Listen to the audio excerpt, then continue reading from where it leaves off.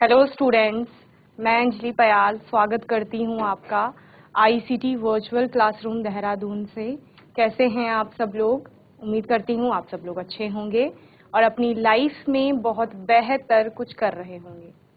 आज हम बात कर रहे हैं क्लास 8th के साइंस की, और जैसा कि चैप्टर 5th का रिवीजन यहाँ पर कर रहे हैं। और रिवीजन में हम क्या कर रहे हैं, प्रश्नों के उत्तर लिखना सीख रहे हैं। यानी कि कोई प्रश्न पूछा जाएगा तो किस प्रकार से उत्तर हम लिखेंगे। ठीक है, तो यहाँ पर रिवीजन में जितने भी प्रश्न अभी तक हुए हैं वो होपफुली आपने अच्छे से रिवाइज किए होंगे। एक बार क्विक रिवीजन ले लेंगे लास्ट सेशन के प्रश्नों का और फिर आगे चलेंगे आज के कुछ नए प्रश्नों को लेकर। ठीक है, चलिए। प्रश्न था define fossil fuel. Fossil fuel को आपने डिफाइन कर लिया था। कोयला क्या है, इसके दो उपयोग, और पीट के बारे में लिखा था। Name the 3 constituent of petroleum and right there uses also. यानी पेट्रोलियम के आपको दो घटक बताने थे कि क्या क्या है उसमें और उनके उपयोग। ठीक है, तो आपके 3 घटक पूछे। ठीक है, तो पेट्रोल, पैराफिन वैक्स और डीजल, ये पेट्रोलियम के घटक होते हैं, यानी पेट्रोलियम के अंदर पाए जाते हैं। जब उसकी रिफाइनिंग होती है तो वहां पर ये अलग अलग घटक अलग अलग टेम्परेचर पे निकलते हैं, जैसे आपने पढ़ा था। उसके बाद पेट्रोल के यूजेस आप लोग जानते हैं, मोटर फ्यूल की तरह यूज होता है और ड्राई क्लीनिंग में भी ये यूज किया जाता है। इसके अलावा पैराफिन वैक्स का यूज वैसलीन जैसे प्रोडक्ट बनाने में, या फिर ऑइंटमेंट हो गया या कैंडल्स हो गया, इन सबको बनाने में किया जाता है। और वहीं पर डीजल का उपयोग कहाँ किया जाता है, जो हैवी मोटर व्हीकल होते हैं उनको चलाने में और जनरेटर में इलेक्ट्रिसिटी प्रोड्यूस करने में। ठीक है, पेट्रोलियम के 3 संघटकों के नाम ये देख लिया था।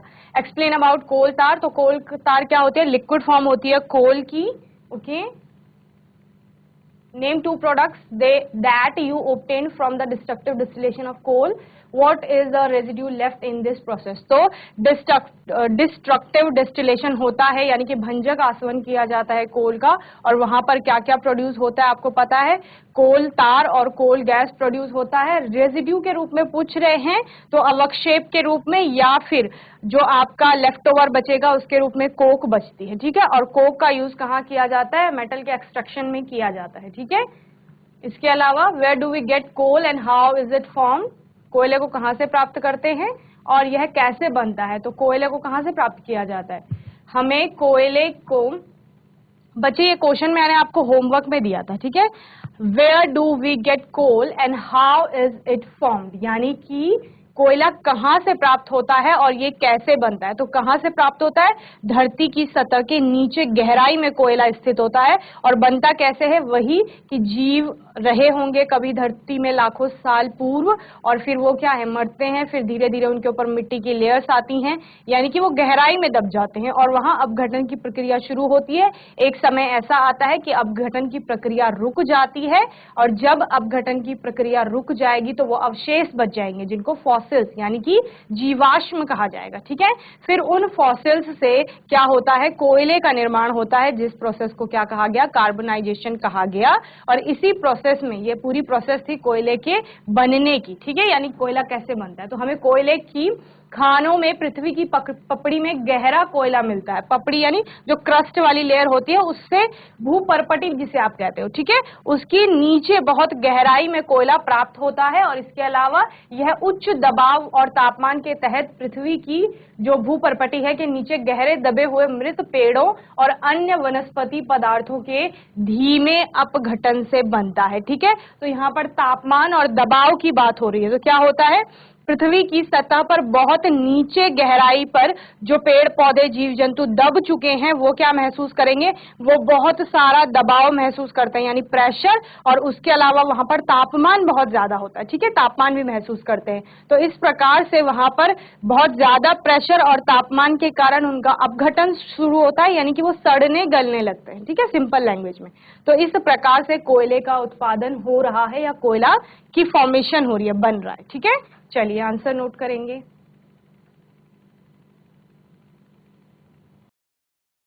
Next question, define the term petrochemicals. अब आपको बताना है कि ये टर्म, ये शब्द जो यहाँ पर लिखा गया है पेट्रोकेमिकल, इसका अर्थ क्या होता है। ठीक है, तो पेट्रोकेमिकल्स आर द सब्सटेंसेस, क्या होते हैं, ये पदार्थ होते हैं। ठीक है, और substances obtained from petroleum and natural gas. इनको कहां से प्राप्त किया जाता है? पेट्रोलियम से और नेचुरल गैसेस से प्राप्त किया जाता है। They are used in the manufacture of detergent, fibres, polythene etcetera. They are used in the manufacture of, ये किसके उत्पादन में उपयोग में आते हैं? किसको बनाने में? डिटर्जेंट्स हो गए। डिटर्जेंट्स क्या होते हैं? जिनको आप यूज करते हैं वॉशिंग में, ठीक है, यानी कि सोप हो गया आपका, या पाउडर जो आप यूज करते हैं, ठीक है, तो वो सारे डिटर्जेंट्स में आते हैं। इसके अलावा फाइबर्स यानी कि रेशे, जिनसे किसका निर्माण हो रहा है? कपड़ों का निर्माण हो रहा है, उन रेशों की बात हो रही है, ठीक है, उनको बनाने में इसका उपयोग हो रहा है। इसके अलावा पॉलीथीन सबने देखा है। पॉलीथीन क्या होता है? एक बहुलक होता है। पॉली यानी कि बहुत सारे, इथीन, इथीन का बहुलक होता है पॉलीथीन, ठीक है। तो इन सबको बनाने में पेट्रोकेमिकल्स का यूज हो रहा है, ठीक है। चलिए, पेट्रोकेमिकल्स शब्द को परिभाषित कीजिए। पेट्रोकेमिकल पेट्रोलियम और प्राकृतिक गैसों से प्राप्त होने वाला पदार्थ है। इनका उपयोग डिटर्जेंट, फाइबर, पॉलीथीन आदि के निर्माण में किया जाता है। ओके, चलिए नोट करेंगे आंसर।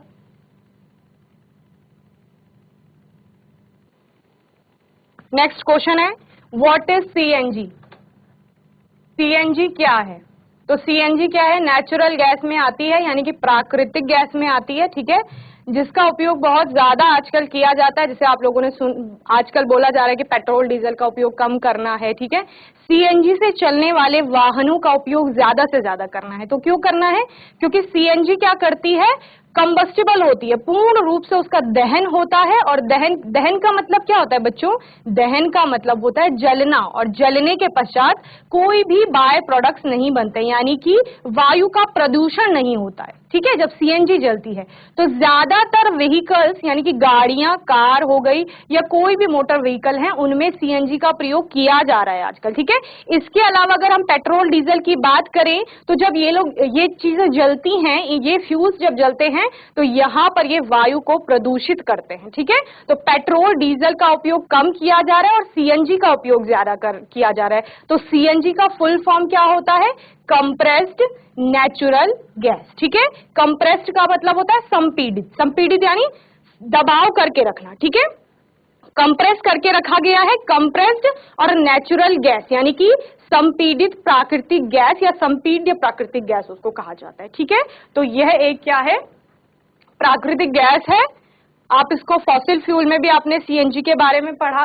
प्राकृतिक गैस को आप अलग से कैटेगरी में पढ़ते हो, ठीक है। जब आप कोल पढ़ते हैं, पेट्रोलियम पढ़ते हैं, उसके बाद नेचुरल गैसेस आती हैं। ओके, तो CNG is a short form of compressed natural gas. Natural gas is stored under high pressure as CNG, यानी कि बहुत ज्यादा दबाव के बाद उसको स्टोर करके रखा गया है, ठीक है ना। Then CNG is used for power generation. यह है पावर जनरेशन में, यानी कि बिजली के उत्पादन में या शक्ति के उत्पादन में इसका उपयोग किया जाता है। It is now being used as a fuel for transport vehicles because it is less polluting, ठीक है। क्या कहा गया? क्योंकि यह बहुत कम मात्रा में प्रदूषण कारी है, या क्या कहेंगे कि बहुत कम मात्रा में वायु को प्रदूषित करता है, इसीलिए इसका प्रयोग बहुत ज्यादा मात्रा में कहा किया जा रहा है? व्हीकल्स को चलाने में या वाहनों को चलाने में किया जा रहा है, ठीक है। Then it is a cleaner fuel, इसको क्या कहा जाता है? एक स्वच्छ ईंधन भी कहा जाता है। तो प्रश्न आएगा स्वच्छ ईंधन कौन सा है? तो सीएनजी के बारे में लिखेंगे, ठीक है। चलिए नोट करेंगे।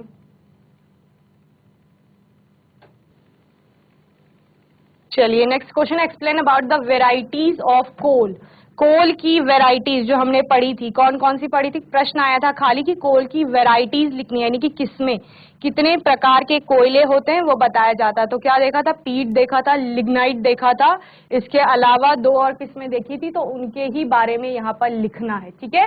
तो depending upon the amount of carbon content coal में बी ऑफ 4 टाइप। तो कोयले में क्या है? मेनली कार्बन, हमने बोला सबसे ज्यादा मात्रा में जो पाया जा रहा है, तो उस कोल की मात्रा के अनुसार, यानी उस कोल में कार्बन की मात्रा के अनुसार, कार्बन कितना प्रतिशत है, कितनी उसकी मात्रा है, उसके आधार पर उसकी अलग अलग वेराइटीज बताई जाएंगी, ठीक है। तो आपके पास मेनली 4 टाइप्स हमने देखे, पीट हो गया, लिग्नाइट हो गया, बिटुमिनस हो गया और एंथ्रेसाइट हो गया, ठीक है। ये 4 प्रकार के देखे। तो पीट जो होता है, this is the most inferior and softest form of coal, its carbon content is very low, यानी कि सबसे कम, इसमें बहुत कम मात्रा में कार्बन मिलती है, और ये कैसा होता है, इंफीरियर होता है, यानी कि एक निम्न किस्म का होगा या निम्न स्तर का कोयला होता है, ठीक है। और कैसा होता है, सॉफ्टेस्ट होता है, बहुत ही कोमल होता है, सबसे कोमल बोलेंगे आप, ठीक है। It has a large amount of moisture and is not much suitable to be used as a fuel. Okay, क्या कहा जा रहा है, मॉइस्चर कंटेंट इसमें ज्यादा होता है, नमी इसमें ज्यादा होती है, इसीलिए तो कोमल है, ठीक है।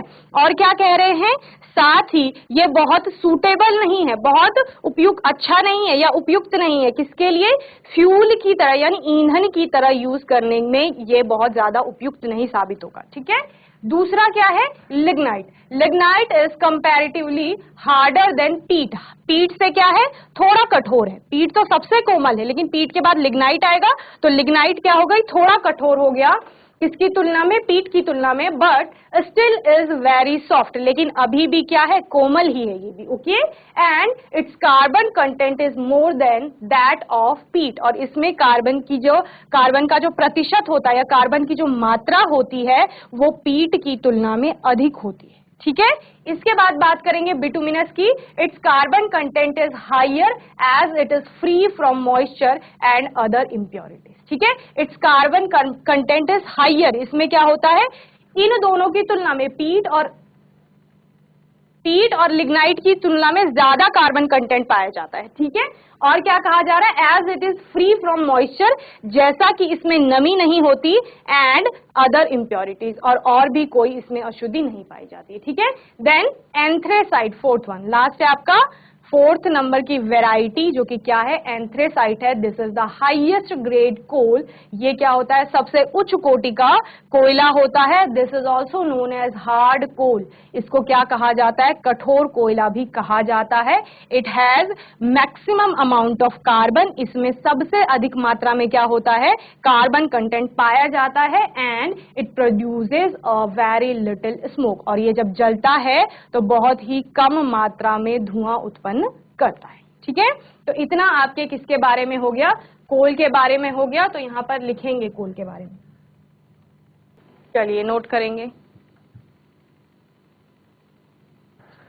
चलिए नेक्स्ट क्वेश्चन देखते हैं। The burning of fossil fuels causes air pollution, explain. Fossil fuel का जलना, यानी कि जो जीवाश्मीय ईंधन है, अगर उनको जलाया जाता है तो कॉजेस पोल्यूशन कहा गया है, यानी कि उनसे क्या होता है, प्रदूषण होता है। इस चीज की व्याख्या करनी है। तो हमने क्या कहा था, कोयला मेनली कार्बन कंटेंट है, तो कोयला जलेगा तो वहां से क्या निकलता है, कार्बन डाइऑक्साइड बनती है हवा की उपस्थिति में जब जलता है, ठीक है। तो ये सारी गैसेस, इसके अलावा बहुत सारी सल्फर डाइऑक्साइड जैसी गैसेस प्रोड्यूस होती हैं, तो फिर क्या होता है, वहां पर पोल्यूशन होता है, ठीक है।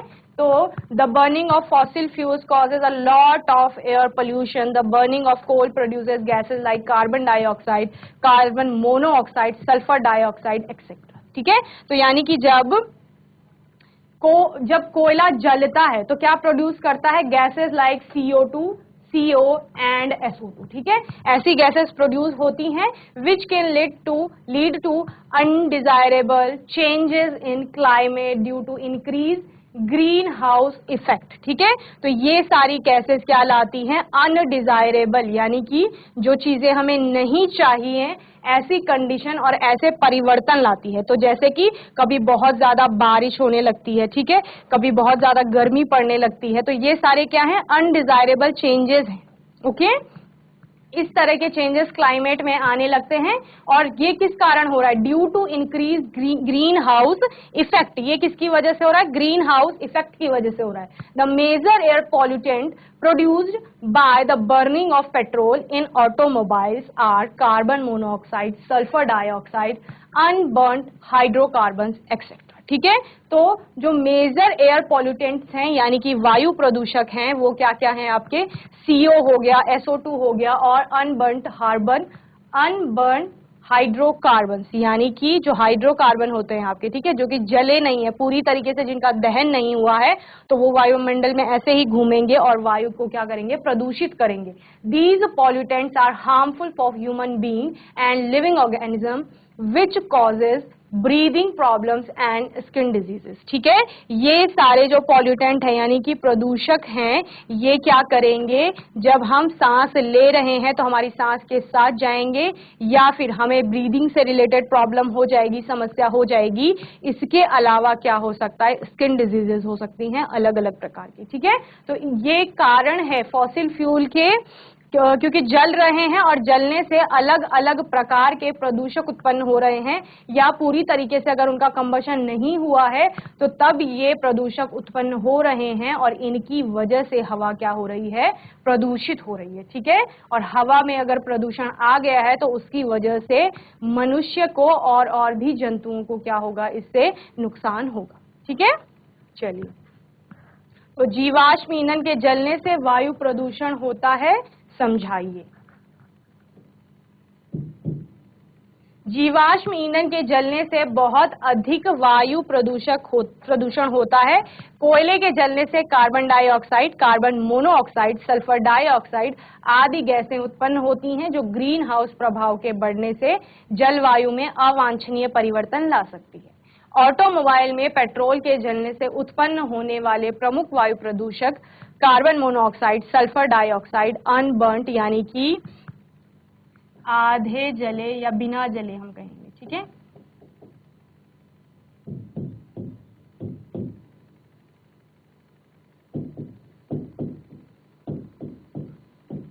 जो जले नहीं होंगे, ठीक है, जिनका दहन नहीं हुआ होगा। ठीक है, ऐसे हाइड्रोकार्बन की बात हो रही है।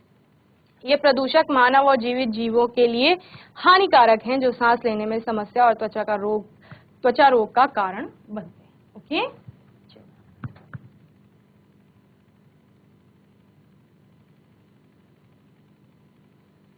चलिए नेक्स्ट क्वेश्चन है, right a short note on petroleum. अब पेट्रोलियम पे शॉर्ट नोट लिखना है।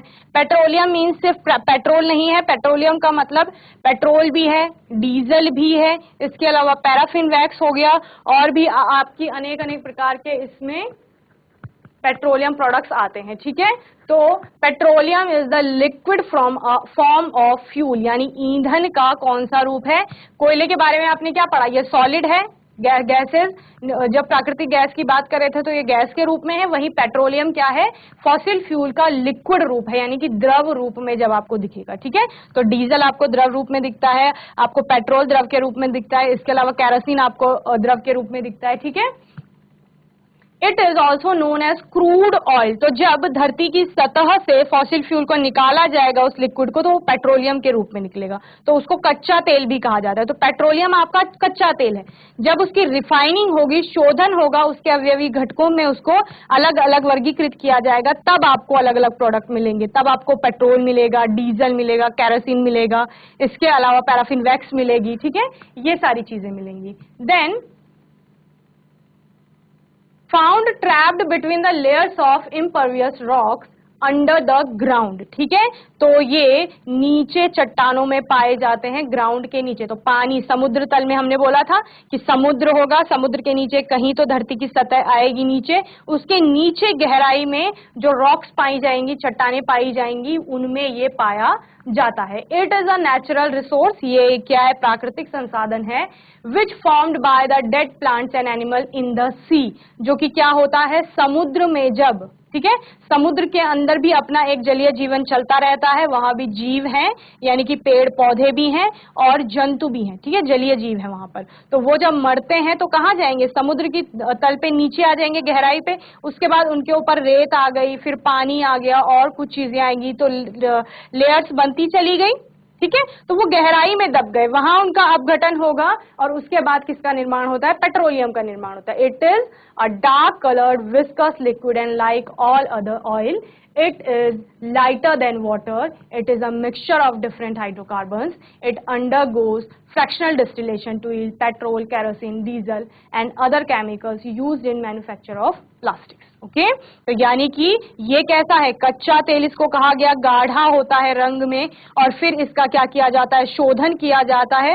भंजक आसवन कहा जा रहा है कि भंजक आसवन की प्रक्रिया जब अपनाई जाती है तो उसमें क्या होता है, ये अपने अवयवी घटकों में अलग अलग होता है और तभी हमको इसके अलग अलग उत्पाद प्राप्त होते हैं या घटक प्राप्त होते हैं, जो कि क्या क्या है, पेट्रोल हो गया, केरोसिन हो गया, डीजल हो गया। ठीक है, तो ये सारा है आपका किसके बारे में, पेट्रोलियम के बारे में। चलिए नोट करेंगे। पेट्रोलियम ईंधन का तरल रूप है, इसे कच्चे तेल के रूप में भी जाना जाता है और जमीन के नीचे अवैध चट्टानों की परतों के बीच फंसा हुआ पाया जाता है। यह एक प्राकृतिक संसाधन है जो समुद्र में मृत पौधों और जानवरों द्वारा निर्मित होता है। यह गहरे रंग का चिपचिपा तरल है और अन्य सभी तेलों की तरह यह पानी से भी हल्का है। यह विभिन्न हाइड्रोकार्बन का मिश्रण है। यह प्लास्टिक के निर्माण में इस्तेमाल होने वाले पेट्रोल, मिट्टी के तेल, डीजल और अन्य रसायनों के उत्पादन के लिए भिन्नात्मक आसवन या भंजक आसवन से गुजरता है। ओके, चलिए नोट करेंगे।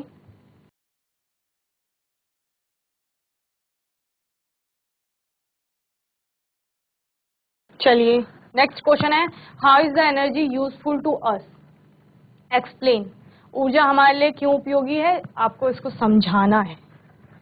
We need energy in almost every field of our life. ऊर्जा की हमें सभी जगह आवश्यकता होती है। आजकल आप अपने एनवायरनमेंट में देख लो, अपने घर पे देख लो, ठीक है, हर एक छोटी चीज में हमें ऊर्जा की आवश्यकता, ठीक है। अगर आप अपनी बॉडी की बात करें तो शरीर में भी ऊर्जा की आवश्यकता है। जब हमारे शरीर में ऊर्जा होगी तभी हम काम कर पाएंगे कोई, ठीक है। इसके अलावा भौतिक वस्तुओं की बात करें, आपके आसपास सारा सब कुछ इलेक्ट्रॉनिक हो गया है, ठीक है। आपके एक छोटे मोबाइल फोन से लेकर और बड़ी बड़ी मशीनें तक सारे किससे चल रही हैं, इलेक्ट्रिसिटी से चल रही हैं, विद्युत से चल रही हैं। तो ऊर्जा बहुत आवश्यक है, ऊर्जा का उत्पादन आवश्यक है और सभी प्रकार की ऊर्जाएं कहीं ना कहीं क्या है, आवश्यक है, यानी ऊर्जा के जो स्रोत है। Okay, so we need energy, without energy our life is impossible. बिना एनर्जी के, ऊर्जा के, हम अपनी लाइफ का यानी अपने जीवन का, कि हमारा जीवन चल पाएगा, ये क्या है, इम्पॉसिबल है, ऐसा नहीं हो सकता, ठीक है। Some of the uses of energy are, यहाँ पर कुछ उपयोग बताए गए हैं ऊर्जा के, जैसे we need energy of fuels to generate electricity and to run vehicles, ठीक है। जैसे कि ऊर्जा का प्रयोग हम कैसे फ्यूल के रूप में जैसे कर रहे हैं, तो फ्यूल से क्या चलेंगी, फिर हमारी गाड़ियां जो है, ठीक है, वो चल पाएंगी। Then we need energy to run our electrical appliances like refrigerator, TV, radio, computer, आपका लैपटॉप हो गया। इसके अलावा भी कई सारे अप्लायंसेस हैं विद्युत या मतलब विद्युत उपकरण, ठीक है, जो किससे चलते हैं, बिजली से चलते हैं। तो उनको चलाने के लिए किसकी जरूरत है, ऊर्जा की जरूरत है। इसके अलावा we need energy at construction sites to construct houses, buildings etcetera, और घर बनाने के लिए भी हमें ऊर्जा की आवश्यकता है। Then we need energy to cook our food and other domestic use. Okay, ऊर्जा की आवश्यकता खाना बनाने के लिए भी है और घर के अन्य कार्य करने के लिए भी है। We need energy, petrochemicals for manufacturing fibres, plastics, paints, cosmetics etcetera. Okay, तो पेट्रोकेमिकल्स यानी एनर्जी, ऊर्जा का उपयोग बहुत सारे उत्पादों को बनाने में किया जाता है, जैसे कि यहाँ पर बताया गया है, जैसे प्लास्टिक का उत्पादन हो गया, कॉस्मेटिक्स का उत्पादन हो गया, इसके अलावा पेंट हो गया, रेशा निर्माण हो गया। इन सभी में ऊर्जा की जरूरत है, आवश्यकता है। All the factories, industries, agricultural devices depends on power supply to run the machines, ठीक है। जितनी भी क्या हो गई, फैक्ट्रीज हो गई, कारखाने हो गए, उद्योग हो गए, एग्रीकल्चरल डिवाइस यानी कृषि से रिलेटेड जितने भी यंत्र हैं, वो सारे किस पर डिपेंड करते हैं, ऑन पावर सप्लाई, यानी कि विद्युत की जो सप्लाई हो रही है उस पर निर्भर हैं। और इनको चलाने के लिए, मशीन्स को चलाने के लिए पावर सप्लाई की आवश्यकता होती है, जो कि कहीं ना कहीं किससे रिलेटेड है, ऊर्जा से रिलेटेड है, ठीक है। तो इतने सारे पॉइंट्स समझने के बाद हमें क्या समझ आता है कि ऊर्जा की बहुत ज्यादा आवश्यकता है, ठीक है।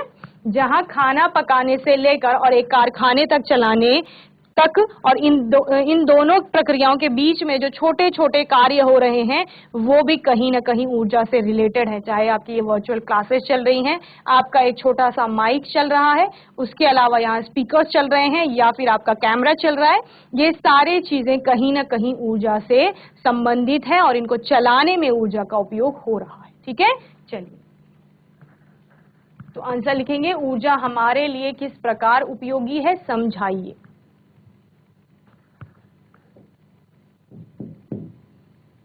हमें अपने जीवन के लगभग हर क्षेत्र में ऊर्जा की आवश्यकता होती है। ऊर्जा के बिना हमारा जीवन असंभव है। ऊर्जा के कुछ उपयोग इस प्रकार हैं। हमें बिजली पैदा करने और वाहनों को चलाने के लिए ईंधन की ऊर्जा की आवश्यकता होती है।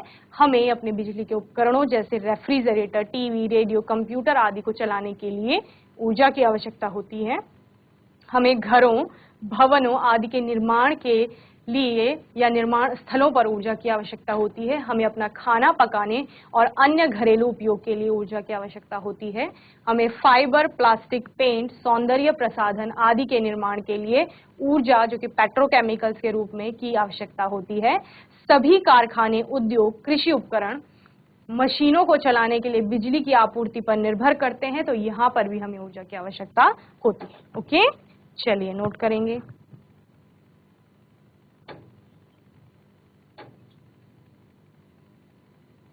चलिए नेक्स्ट क्वेश्चन है, list the steps to conserve the resources. ठीक है, चरण बताने हैं किस लिए, संसाधनों को संरक्षित रखने के लिए। ठीक है, यानी किस प्रकार से आप संसाधनों को संरक्षित कर सकते हैं। सबसे पहला जो आप स्टेप बताएंगे, चरण बताएंगे, या अगर आपको कभी भी कोई पॉइंट पूछा जाता है रिसोर्स को बचाने का, तो सबसे अच्छा उपाय है कि सबसे पहले उनका कम दोहन कीजिए, यानी कम से कम उनको क्या कीजिए, इस्तेमाल कीजिए। ठीक है, जो समाप्त होने वाले होंगे। Okay, then as we know all are dependent on the resources, जैसा कि हम जानते हैं हम सभी किस पर निर्भर हैं, किसी न किसी रूप से संसाधनों पर निर्भर हैं। ठीक है, but we should keep in mind that resources are limited in nature. लेकिन हमें अपने माइंड में, अपने दिमाग में ये ध्यान रखना चाहिए कि जो हमारे संसाधन हैं वो कैसे हैं, उनकी एक सीमा है, लिमिटेड है वो। ठीक है, यानी कि वो कभी ना कभी समाप्त हो जाएंगे। Okay, if we misuse it, अगर हम इनका दुरुपयोग करेंगे, our future generation will have no resources, हमारी जो आने वाली पीढ़ियां होंगी उनके लिए संसाधन नहीं बचेंगे। This is an alarming situation, ये एक अलार्मिंग सिचुएशन है।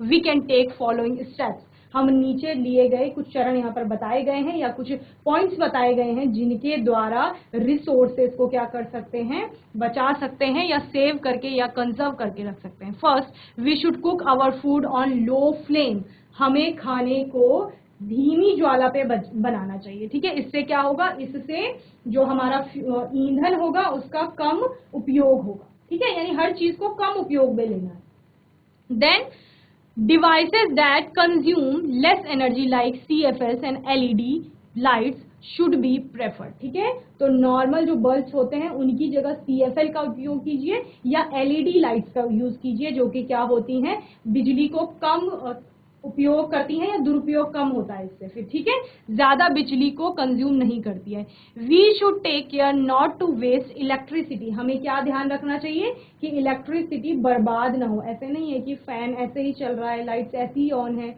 जबकि दिन में इतना प्रकाश होता है कमरों में फिर भी लाइट्स ऑन है।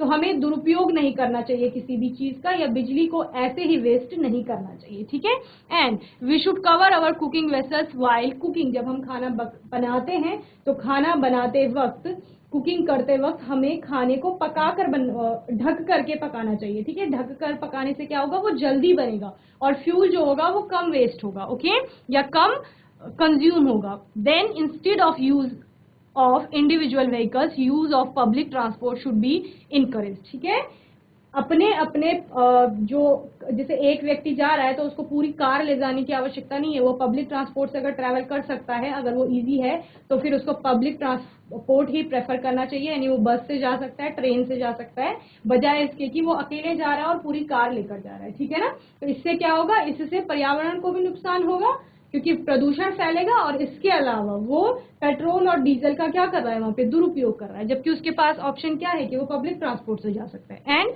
सोलर और tidal energy should be developed and encourage. ठीक है, सोलर और टाइडल एनर्जी को क्या करना चाहिए, इनकरेज करना चाहिए और उनका विकास करना चाहिए, क्योंकि वो कहते हैं वो रिन्यूएबल सोर्स ऑफ एनर्जी में आते हैं। ठीक है, इसके अलावा dam should be use to generate electricity instead of burning coal और पेट्रोलियम। ठीक है, डैम्स में बिजली का उत्पादन करना चाहिए एक सही तरीके से, और दूसरा कोयले और पेट्रोलियम को जलाने की बजाय, कोयले और पेट्रोलियम को जलाने से क्या होगा, एक तो ये non renewable source of energy है तो जल्दी समाप्त हो जाएंगे और प्रदूषण भी इनसे होगा। Then public awareness programme should be conducted, public awareness programme चलाए जाने चाहिए इनसे रिलेटेड, जो कि क्या करेंगे, हमारे जो रिसोर्सेज हैं उनके बारे में, उनको बचाने के लिए, उनको संरक्षित करने के लिए ऐसे प्रोग्राम चलाए जाने चाहिए और जागरूकता फैलाई जानी चाहिए। ठीक है, तो ये सारा किसके बारे में हो गया, हमारे प्राकृतिक संसाधनों को संरक्षित करने के लिए। तो क्या क्या पॉइंट हो गए,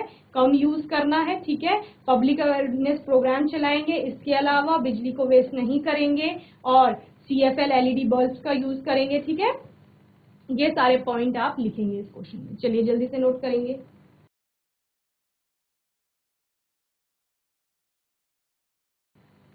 तो मैं उम्मीद करती हूँ आज का सेशन आपको अच्छे से समझ में आया होगा। आज के सेशन में हमने इस चैप्टर 5 के कुछ और क्वेश्चन आंसर्स को देखा। कोई डाउट होगा आपका, कोई क्वेश्चन होगा तो आने वाले सेशन में आप लोग पूछ लेंगे।